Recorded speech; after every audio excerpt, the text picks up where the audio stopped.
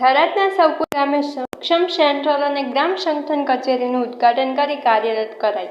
થરાદ ગામ રાષ્ટ્રીય ગ્રામીણ આજીવિકા મિશન અંતર્ગત જિલ્લા ગ્રામ વિકાસ એજન્સી આયોજિત થરાદ તાલુકાના સૌપુરા ગામે ગુજરાત વિધાનસભા અધ્યક્ષ અને થરાદના ધારાસભ્ય શંકરભાઈ ચૌધરીના માર્ગદર્શન હેઠળ તેમના કાર્યાલય ઇન્ચાર્જ હેમજીભાઈ પટેલ, જિલ્લાના ભાજપના ઉપપ્રમુખ રૂપસીભાઈ પટેલ અને થરાદ તાલુકાના વિકાસ અધિકારી દિલીપભાઈ જોશીની ઉપસ્થિતિમાં સક્ષમ સેન્ટર અને ગ્રામ સંગઠન ઓફિસનું ઉદ્ઘાટન રિબિન કાપી વિધિવત રીતે કરવામાં આવ્યું. આ પ્રસંગે તાલુકા વિકાસ અધિકારી દિલીપભાઈ જોશી દ્વારા બહેનોને સક્ષમ સેન્ટરના શરૂઆતથી મહિલા સ્વસહાય જૂથોને તાલીમ, માર્ગદર્શન અને સહાય પૂરી પડશે.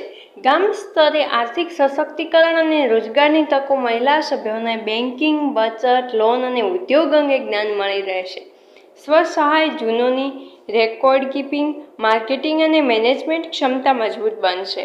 તેમજ સરકારની વિવિધ યોજનાઓ અંગે જાગૃતિ અને સુવિધા સુધી પહોંચ સરળ બનશે તેવા અનેક ફાયદાઓ થશે. તેમજ આ પ્રસંગે હેમજીભાઈ પટેલે પોતાના ઉદ્બોધનમાં જણાવ્યું હતું કે સ્વસહાય જૂથોનું બળ એકતામાં છે.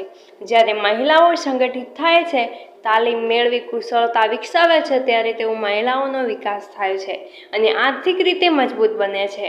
આ પ્રસંગે ગામના સરપંચ ચમરાભાઈ પટેલ, તલાટી રણછોડભાઈ પટેલ, પ્રતાપભાઈ વાણિયા સહિત ફિલ્ડ કોચો અને ગામના આગેવાનો રહ્યા હતા.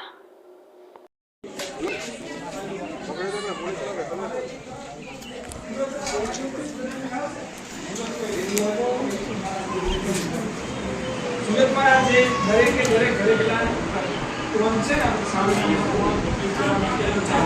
એ બેનો એડિશનલમાં કામ કરતો હોય.